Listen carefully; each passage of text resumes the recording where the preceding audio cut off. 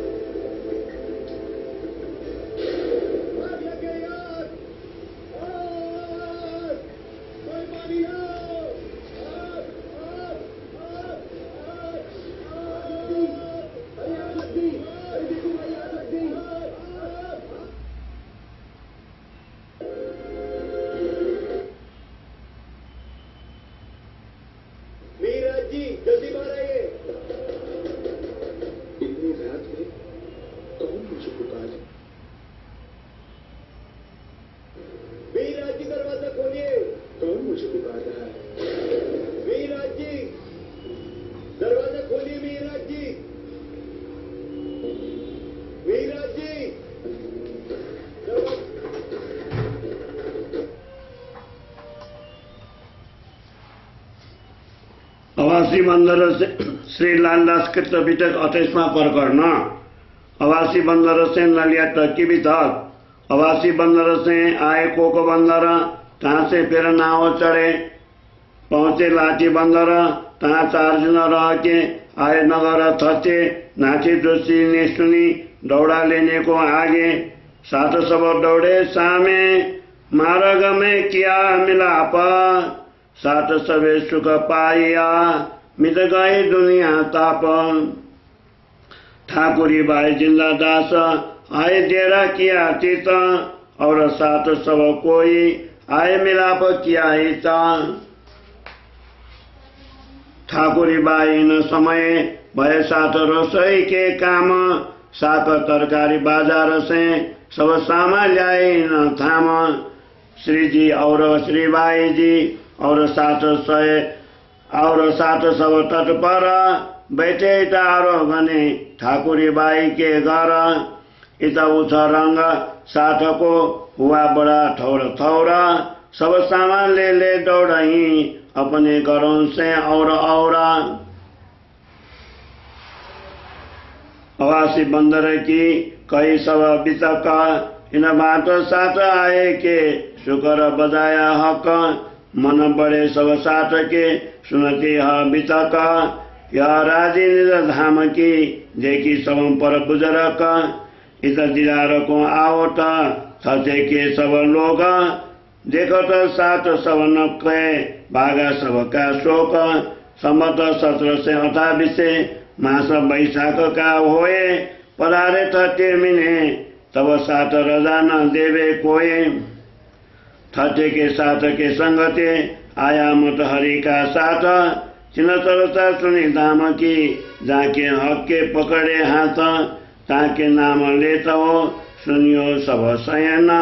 हके इनों के तिलको किए अपनी तरफ रोशन, भक्ति दास साई जी और अरण मकरंद, पारण मोदन तुलसी और आया गोवर्धन, जेठमल और बालचंद, दयाल और धर्मदास, सुखानंद श्यामल श्रीनंद सेवादास, सुखानंद श्यामल श्रीनंद सेवादास मीठा खास तोदर और नंदलाल और दशहरा मोतन तोदर और नंदलाल और दशहरा मोतन लाडक गौरी गरीब दास बाई ज्ञान और खेलन श्याम बाई सुहाग बाई और बाई कल्याण समज्ञ और मेघ बाई भई सहज मल को पहचान थारी बाई और प्यारी बाई और बाई कही परी अज बाई आई चिन्ह पर पाई धनी की खुश खबरी और भाई धर्मदास और कया बंदन पृथ्वी मल्ल और जय मल्ल माधव दासे सुम्प्या मन और आया जेठ मल्ल बालचंद्र गोकल दास वंशीदास और गिरधर बुलचंद्र रायचंद्र हक आस और तीसरा मूलचंद्र हरपाल हीरा उन नाम बालचंद्र और सूरजी खेमदास आया बीच निज धाम और राजन ठारा कमाल सुमार चंद्र हरिबिंब जेह कृष्णदास जेठियानंद मोलबाई रामबाई हम मखाबाई उमरबाई मलुकबाई जीवनी श्यामबाई सौद्राबाई रुईचंद्र हरबाई जान्या धनी लक्ष्मीबाई समयबाई याई बीच निज धाम पर पूछे कान सुनी ल्याए मान थाम यह सात मोटोड़ के भई भई राज की चर्चा जोर यह देख के दजाल ने इत किया जो बड़ा शोर सात सब कोई को पहुंचा कसलाई त यह समय कठिन है आए वक्त रोज क़यामत अब फेर कहो बात ठटे की फिर खबर पूरी नौतन हम आए बंदर वासी से सब खबर लिखी रोशन जो साथ आया मस्कत में और अभासी बंदर सो हकीकत पार्टी में लिखी श्री बिहारी जी ऊपर और भी शहर पुरन के साथी सब की लिखी खबर श्यामल दास था साथ में चिन्ह पैगाम दिया सब पर और साथ सब जीव का सब लिखी नौतन पूरी हकीकत पाती लिखी बिहारी जी को खुश खबरी हम आवत कच्छ में तुम हुए मिलाप वहां से उनका इलाज क्यों आप ये पार्टी भेज के कया हमको राजा दो तुम साथ हम जाएंगे कच्छ में बिहारी जी सो हुए मिलाप साथ राजा न दे वही भई रद बदल कोई कर दिन मास एकता रह के फिर विदा दई सैन इन समय लक्ष्मणपुर में जाए साथ कांड्या जे जो तरसा भई लिखी खबर पाती में चे श्री महामती कहे साथ जी ये बिट कथा ते की जाना अब याद करो न लिए को सो आगे को पहचान सो आगे को पहचान चौपाई 35 प्रकरण 28 चौपाई जम्मा 1238 बोलो श्री प्राणनाथ प्यारे की जय। श्री लालदास कृत वितक 29वां प्रकरण नलिया की वितक श्री जी साहब जी चले थत्य से नलिया आए पहुंचे धारे ने यह बात सुनी होती आई पहुंचा दाए के नलिए में आए मिला किस्सा कया अपना मैं खंबालिया रहता था वह साथ मिने रहना आया सूरजी मस्कट से खंबालिए में जब साथ सब मंदान सरता का बड़ा जो हुआ तब नया साथ केते का आया मेरे कबीला समेत आया मेरा कबीला सब ता श्री राजा के दिलार से वृत्त लीला भई तब मोको आवेश ता आवेश दिन में वो बेदिरार मैं श्री राजा की बातें सब कहो श्री धाम लीला विस्तार सब साथ सब मिल के लगे पूजने मोको गादी बिछाए बैठाया मोको सेवे साथ मो जहाँ कृपा होए श्री राजा की तहाँ साथ सब पूजे तहाँ शक न रहे काहू को मिल सेवट है चित दे। ये बात सुनी बिहारी जी अकरास लगी मन्ना ये कैसे राह चली भाई माया सामिन सबन्न यह पंथ बोलो का हुआ सब में नाम कोई न लेवे श्री देवचंद्र जी का मार्ग नाम निज धाम। तब बुलाया नाग जी को कया बिहारी जी ता पाती लिखी सूरज जी पर सीधा वो पहुंचे न बखत वह पाती सुन के दौड़िया पहुंचा सूरज जी नए नगर मुलाकात करे बिहारी जी सुन दरिया धारे की खातर पूछी खबर साथ की सब बताई इन मेरा भाई साथ ऊपर कई खुशहाली मोमिन तब बिहारी जी खन्नी करी तुमको माया लगी जोर तुम्हारे घर मैंने किया कलियुगे स्वर तारे को तुम काद देवो रहना साथ मीने नरा को इनका कबीला जोर के साथ मीने तो हमारे तुम्हारे नाता न रहे श्री धाम ना तो तुम्हें निकाले साथ से जो हम सुने तुम्हें ये काम।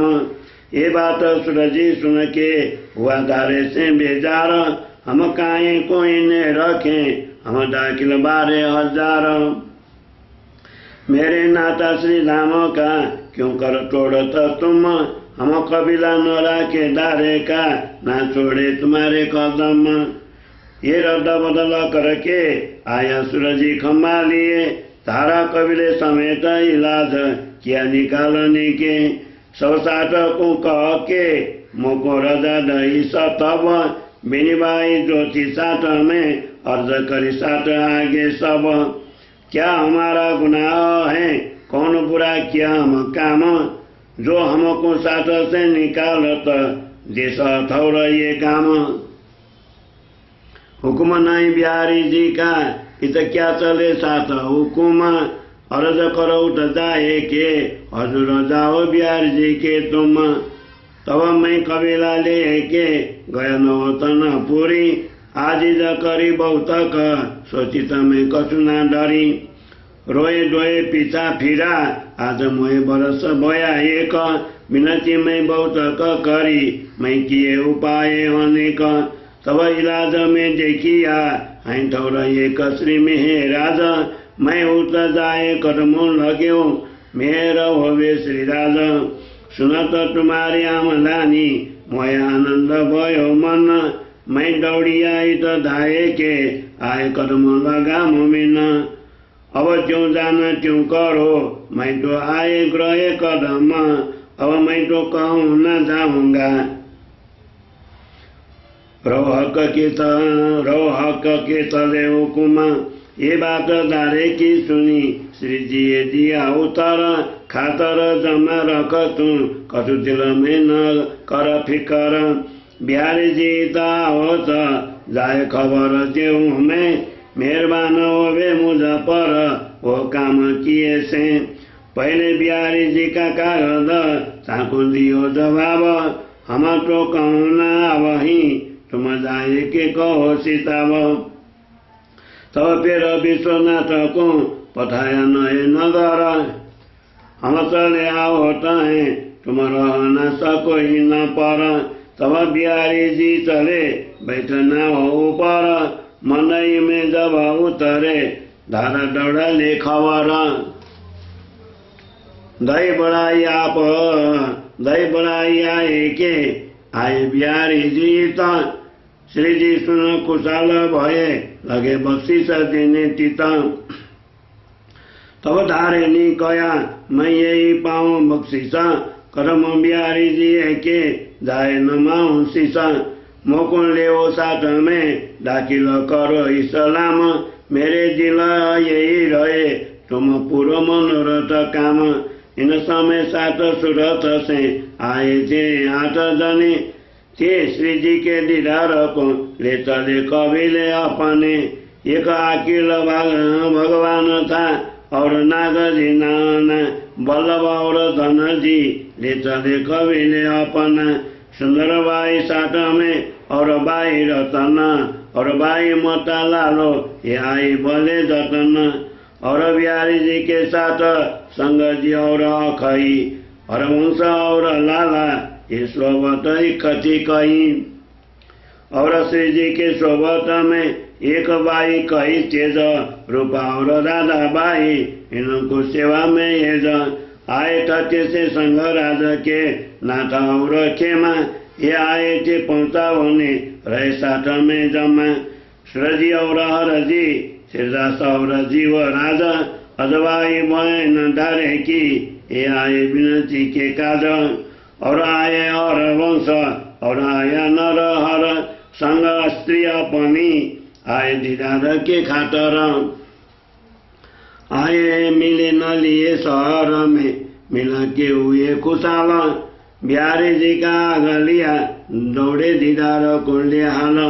एक ठौर माग लई न लिए के कामदार पास, थी उनके न्यात की उजत चिन सगाई पानी खास, चिन सगाई जानी खास। उन हवेली में उतरे साथ सब एक ठौर, बिहारी जी खिदमत सब करने लगे जोर। अपनी जो बीतक श्री जी लगे कहानी, बिहारी जी सारी सुनी हंसने लगे मीनो मीने। सब साथ एक ठौर है सुन तरसा पाया सुख, सब शोक दिल के गए जो देखे माया के दुख। उत्सव रसोई होने लगी हुआ अंग उमंग, सब साथ रहे साथ ठौर अंगना माए उमंग। श्री जी साहब जी के सरसा होने लगी जोर, भाव दिखाए वचन कहे चित माया से जेवे मरोरा।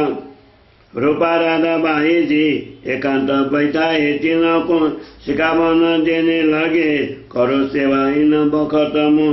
श्री धाम का धनी जानियो बिहारी को राज, इनकी आज्ञा से रहो तो तुम मेरे किए सब काज।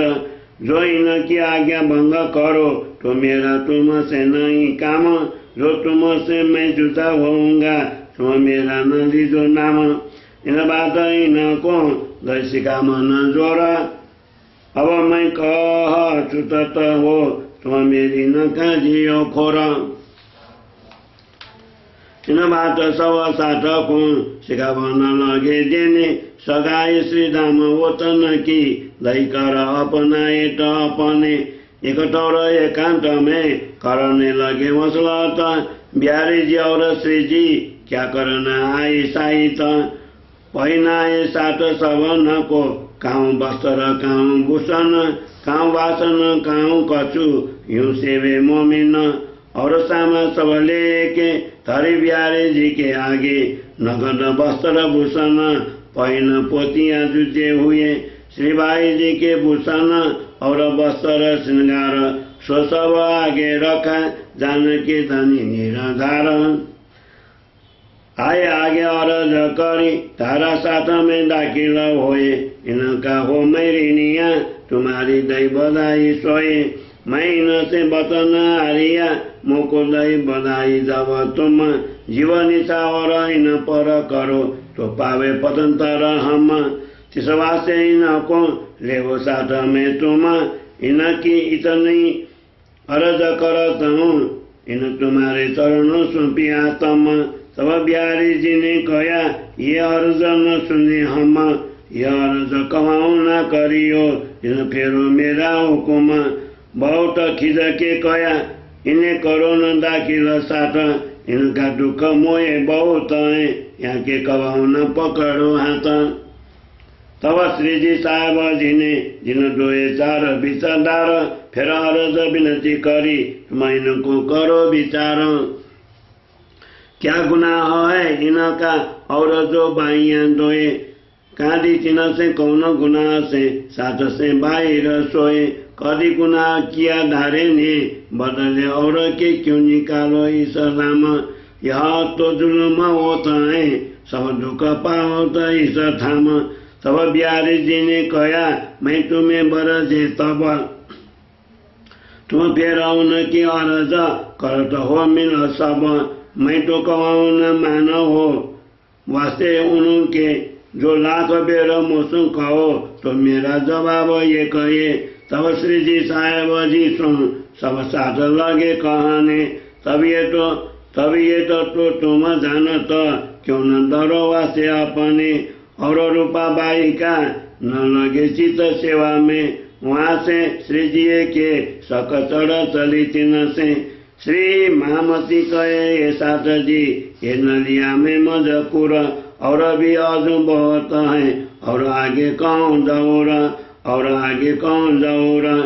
श्री महामती कहे ये साथ जी ये नलिया में मजपुरा और अभी अजू बहुत है सो आगे कौन जाऊरा सो आगे कौन जाऊरा।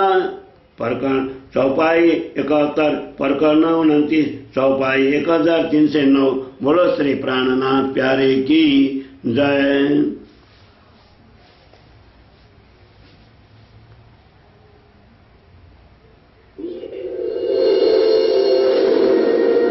क्या पता गलतफहमी दूर हो जाए और सारी बात आईने की तरह साफ हो जाए। बात तो साफ हो चुकी है कि मिहिरराज ने हमारे साथ विश्वासघात किया है। उन्होंने मेरे भाई की संपत्ति को हड़पने का प्रयास किया है। आज उन्हीं की वजह से हमारी सारी संपत्ति राजकोष में जमा हो गई है। ये सत्य नहीं है बालबाई। जो कुछ भी हुआ है उसमें उनकी कोई गलती नहीं है। उल्टे गलती तो सारी आपकी ही है जो आपने बिना सोचे समझे राजा से शिकायत की और सिपाहियों ने वो सारा धन राजकोष में जमा कर लिया। अन्यथा मिहिरराज ने तो सिपाहियों से कहा भी था कि वो सारा धन उनके सदगुरु अर्थात मेरी और गांधी भाई की अमानत है। जो भी हो, किंतु मेरी नजर में मिहिरराज ही दोषी है। उनकी वजह से मेरे भाई की संपत्ति को नुकसान पहुंचा है और आप भी उनसे नहीं मिलेंगे। नहीं, ऐसा नहीं। श्री महामती कहे साथ जी ये नलिए की भी तक और अभी अजू बहुत है सो आगे कौन दौरा। उचित अनुचित मैं नहीं जानती, श्री लालदास कृत वितक इतना जानती 30वां प्रकरण श्री जी और बिहार जी के अंतर। जे कन्नूर सरसारो सनी वही बिहारी जी को दिल सका ये टाँकी कमर लेगा ये बात बड़ी बुजुर्ग फिर बैठे मसला तो कराने जागा एकांत एक ठौरा। अब क्या करना हमको चलो टूड़ा कहानी साथ और। तो बिहारी जी ने कहा यार नहीं सलाम जो अपन माया को छोड़ के कीजे विरक्त का काम जो इस हालर देश में रह न सको तुम तो करो चाकरी कसम यह सुख न मानो हुकुम। तब श्री जी ने कहा मोको श्री देव चंद्र जी दई निद तिन से मेरे जिला में आई वो तन की जागृत बुद्ध तिन से आई तो राजाओं को जब देवे प्रमोद हम सो सेवा तुम्हारी करे चले तुम्हारे हुकुम। अब तो हम माया को क्यों ये पकड़े नहीं रद्द किए सौदा तब हम क्यों काम करे सो जाए। शकुंतल सकुमार की थी श्री देव चंद्र जी के नजर वो आए जब साथ में लैल मिट हुए फजर ताके वास्ते अपन मिलनी से बाहिर श्री देव चंद्र जी का प्रकाश करे सब में जाहिर। यह जो इस फिर के चढ़े किया मूल बिना विस्तार अपनी अखंड वस्तु धनी धाम की खड़े सिर पर धनी निर्धार। जो विस्तार क्यों ना करे सो विस्तार क्यों ना करे जाको मूल है हक चाहिए लीला पर बरे होए ब्रह्मांड पर बुझरक और तुम दिल में कछुए सकोच नारा को लगार हम तुम्हें बैठावे अटारी पर तले हम रखे खबरदार सरता सबसे हम करे सब कुन देवे जवाब। जब श्री धाम के जोग होए सोई त आवे लेने स्वभाव। ताको पठाऊं तुम पे आवे करन दीदार। तुमको क्यों कर सेवाई जान के दानी निराधार। तब बिहारी जी ने कहा मेरा निकलना क्यों होए। मेरे संग रंग बाई कई है बड़ी बोझल सोए। तिनकी महतारी तिन संग और कुटुंब परिवार। सो तो निकल न सके मेरा क्यों चलना होए तुम लार। तिस वास्ते मेरा चलना होए नहीं क्यों कर। धनी को जो होए करन सो आए जुदी क्यों कर। इन बात की रद बदल होत रहे निस दिन। मास डेढ़ लग यहाँ रहे करे परियान मिल सयन। को और कोई साथी साथ में और कोई साथी साथ से किए उन दूर। अरज होत रही तिनकी सोना मान्या मजकुर। रूपाबाई ऊपर भाई बिहारी जी को शक ये सेवा में न आवही। दिल में बैठी अनख श्री जी की दिल में ऐसी उपजी आए। इतना वेश रहे राजा का मेरा दिल क्यों न समझ आए। इत से दोनों के दिल में हुए चले अंतराए। पर बाहर जाहिर न हुई एक दूजे रखी छिपाए। श्री जी ने अपना चित्त समझाया कियो फेर।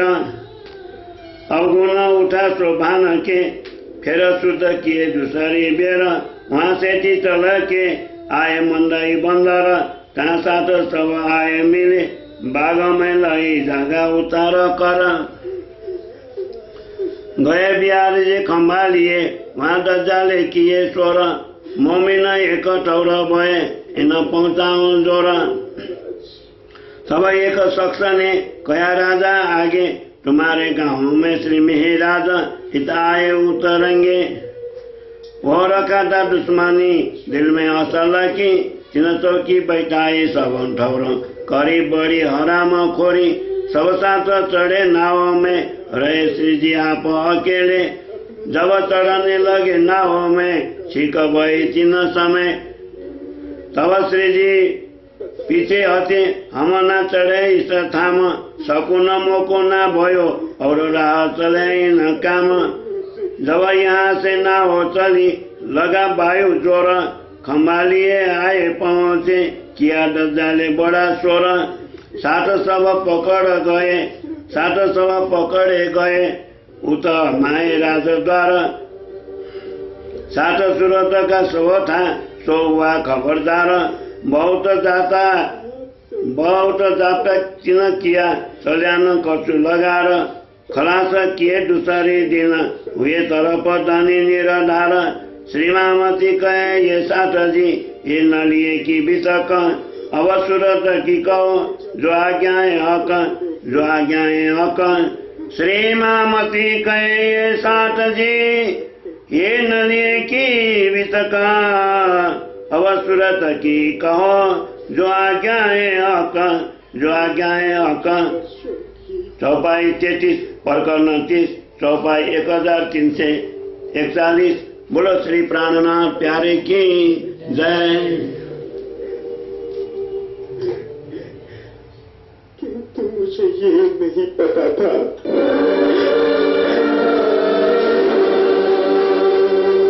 कि आप मुझसे इस तरह मुंह फेरेंगे।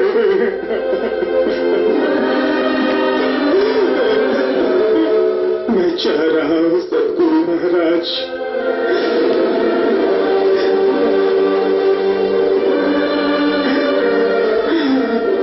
अपने मन पर एक बोझ लेकर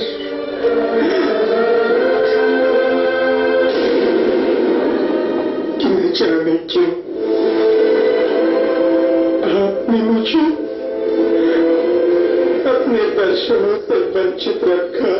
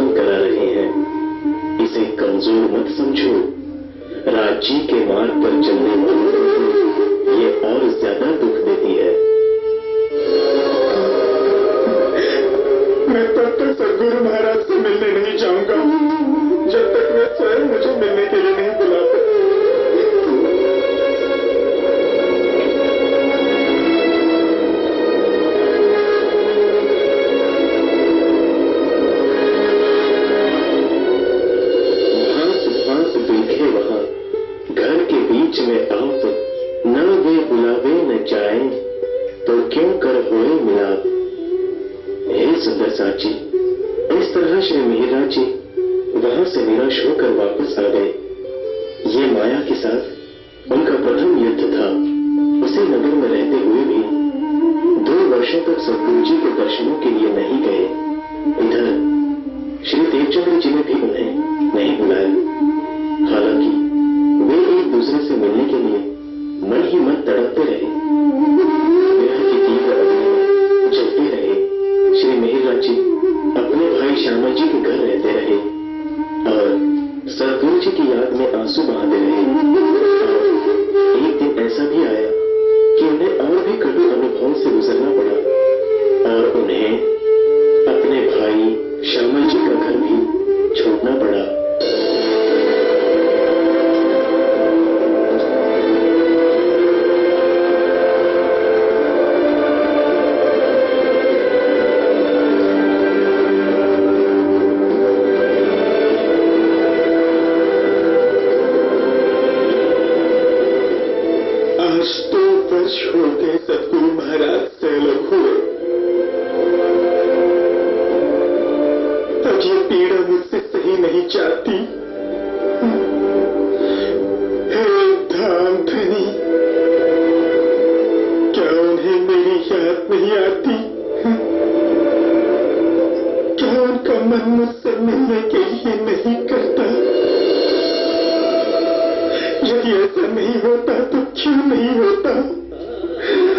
जबकि उनके तन में आप ही विराजमान हो।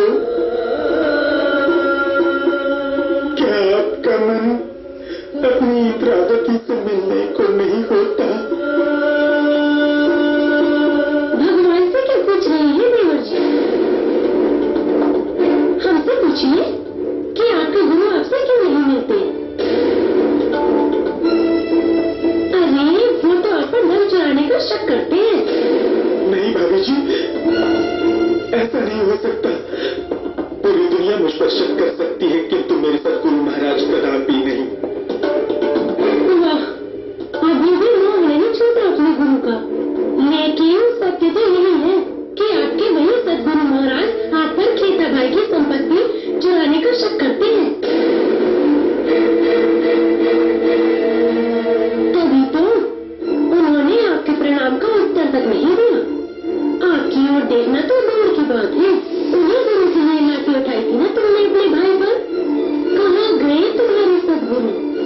कहाँ गए गांधी भाई? आज यदि तुम्हारे वही भैया नहीं होते जिन पर तुमने लाठी उठाई थी, तो कौन तुम्हें भोजन कराता? कहाँ से छिपाते? मैं तो कहती हूँ अभी भी समय है। अपने और परायों के बीच का भेद समझो और अपने परिवार में मन रमाओ। ये गुरु और उनका फल काम नहीं आएगा।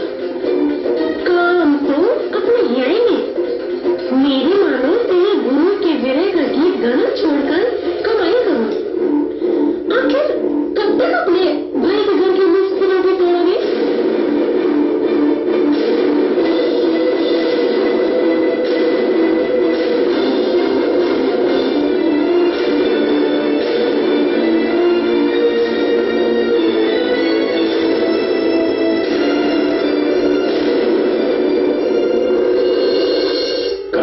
जंगल हरा भरा हो जाता है। अस्त्र शस्त्र के घाव भी भर जाते हैं, किंतु मर्मभेदी कटु वचनों के घाव मन को हमेशा सालते रहते हैं। इस प्रकार भाभी के तीर के समान कटु वचनों को सुनकर श्री मिहिरराज जी को बहुत दुख हुआ। उन्होंने भोर के राजा कलाजी के पास जाकर मंत्री पद संभाल लिया। मंत्री पद पर कार्य करते हुए उन्हें 2 वर्ष बीत गए। इसी बीच राज्य का कर जमा करने के लिए उन्हें 8 महीने के लिए अहमदाबाद भी जाना पड़ा। तब उनकी अंतरात्मा से आवाज आई कि ऐसे राजाओं और बादशाहों की चाकरी और जागरू से करने से तो अच्छा सदगुरु की डांट सुननी और उनकी सेवा करनी है। राजाओं से सांसारिक धन की प्राप्ति होती है तो सदगुरु से अलौकिक धन की प्राप्ति होती है। ऐसा विचार कर वे दीवान पद छोड़ने का उद्यम करने लगे। इसी समय श्री देवचंद्र जी के धाम गमन का समय भी नजदीक आ गया।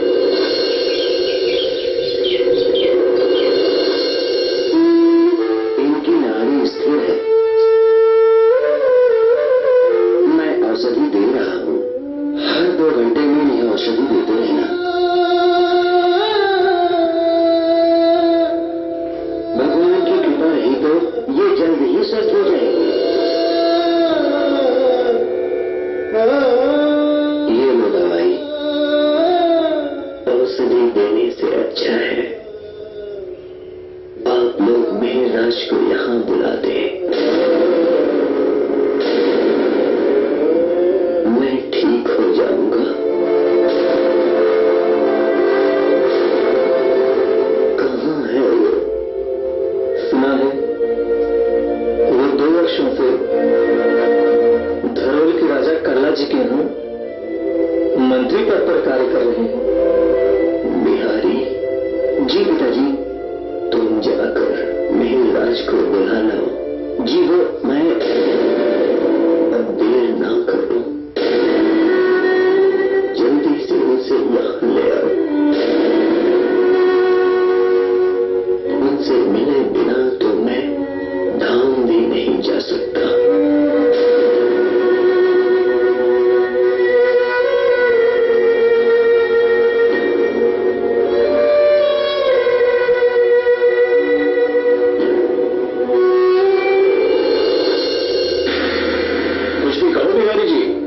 किंतु इस समय आपके पिताजी का मेहराज जी से मिलना कुछ ठीक नहीं लग रहा है। हाँ बिहारी जी, कहीं ऐसा न हो कि आपके पिताजी मेहराज को बुलाकर अपनी गद्दी सौंप दें और आप अपना अधिकार ही खो दें। हाँ बिहारी भाई, मुझे भी ऐसा लगता है कि सदगुरु महाराज मेहराज को अपना उत्तराधिकारी बनाना चाहते हैं। किंतु उनका पुत्र होने के नाते यह अधिकार तो आपका है। आखिर क्या कमी है आप में? बात तो सही है, किंतु मैं पिताजी की आज्ञा को कैसे टाल सकता हूँ? मुझे तो मजबूरन मेहराज को बुलाकर लाना ही पड़ेगा। इसका उपाय भी है मेरे पास बिहारी भाई। यदि आप चाहें तो सांप भी मर जाएगा और लाठी भी नहीं टूटेगी। देर किस बात की है श्याम भाई? जल्दी बताइए क्या उपाय है?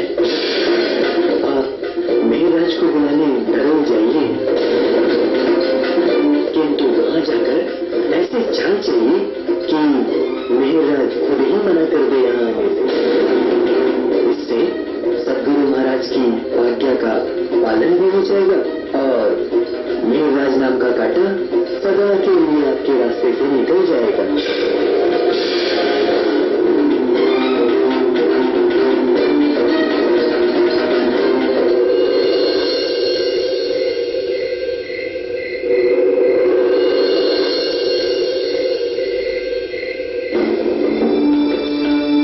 ऐसे राजाओं और बादशाहों की चाकरी और चापलूसी करने से तो अच्छा सदगुरु महाराज जी की डांट सुनना और उनकी सेवा करना है। न जाने मुझे सदगुरु महाराज कब बुलाएंगे। सदगुरु महाराज के पास जा भी तो नहीं सकता। समझ में नहीं आता क्या करूं। करना क्या है ये सोच विचार छोड़ो और इन राजाओं की चाकरी भी, और पहुंच जाओ अपने सदगुरु जी के चरणों में। वहीं तुम्हें आत्मसंतुष्टि और शांति मिलेगी। जाना तो चाहता हूं, किंतु फिर से कहीं सदगुरु महाराज ने मिलने से मना कर दिया तो मैं ऐसी पीड़ा फिर से सहन नहीं कर पाऊंगा। मन में आशा रखो और निराशा को दूर करो।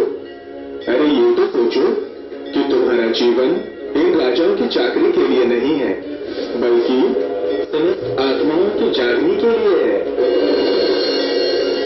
पहुंच जाओ अपने सदगुरु महाराज के पास, वही तुम्हारा कल्याण है। मैं ऐसा ही करूंगा। आज ही राजा से इस बारे में बात करके उन्हें त्यागपत्र सौंप देता हूं।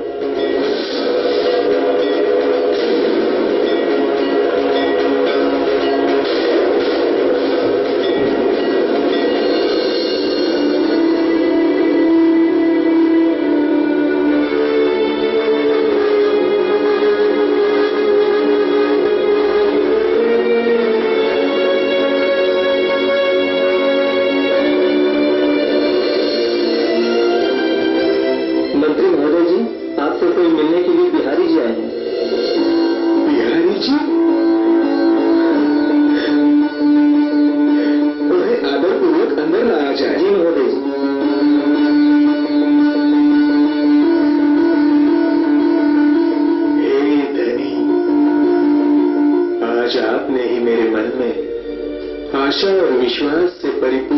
विचार पैदा किया है और उन्हें पूर्ण करने की परिस्थिति भी बना दी है और बिहारी जी को यहाँ भेज दिया है।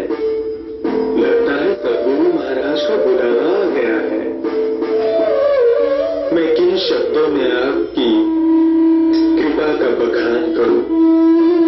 मैं आज धन्य हो गया मैं आज। प्रणाम मेहराज जी। बिहारी जी, मेहराज जी,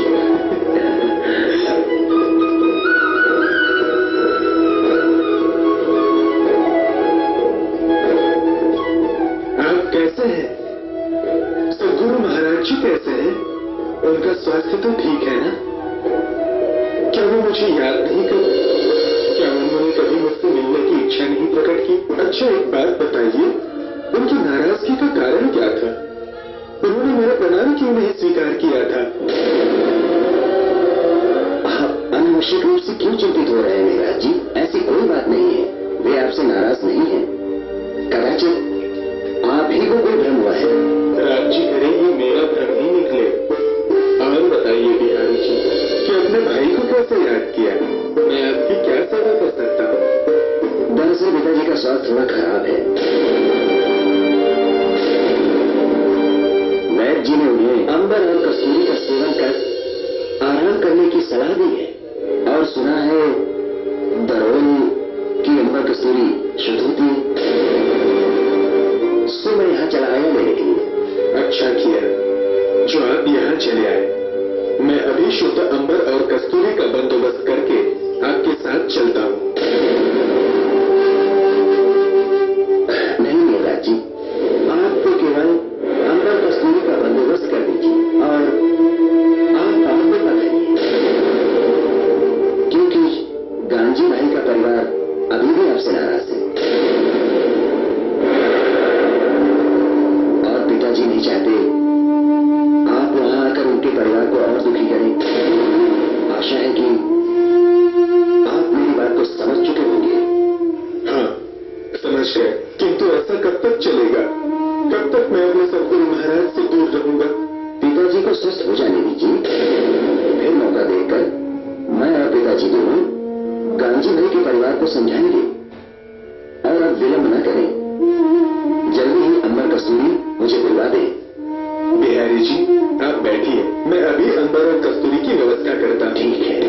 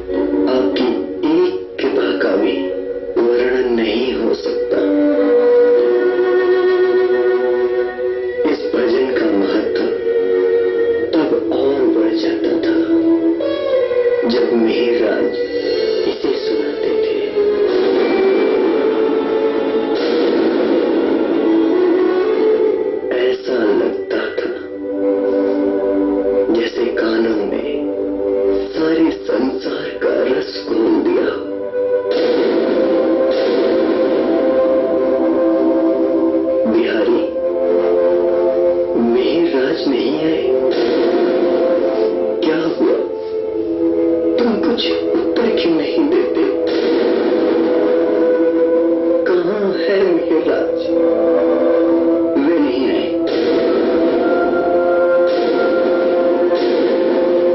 किंतु क्यों, ये तो मैं नहीं जानता। किंतु जब मैंने उनसे कहा कि आप बीमार हैं और मिलना चाहते हैं, तब उन्होंने ये औषधि देकर कहा कि उन्हें आने का समय नहीं है, वे नहीं आ पाएंगे। नहीं, मेरा मन नहीं मानता। अवश्य ही तुमने उन्हें ठीक से नहीं बताया होगा।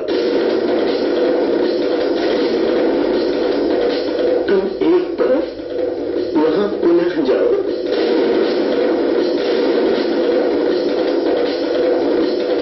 और उन्हें समझाकर किसी भी तरह यहां ले आ। मेरी आंखें उन्हें देखने के लिए तरस रही है। क्षमा कीजिए पिताजी, किंतु अब मैं वहां हरगिज नहीं जाऊंगा। कितनी अजीब बात है ना पिताजी, जो मिहिरराज आपसे मिलना नहीं चाहते,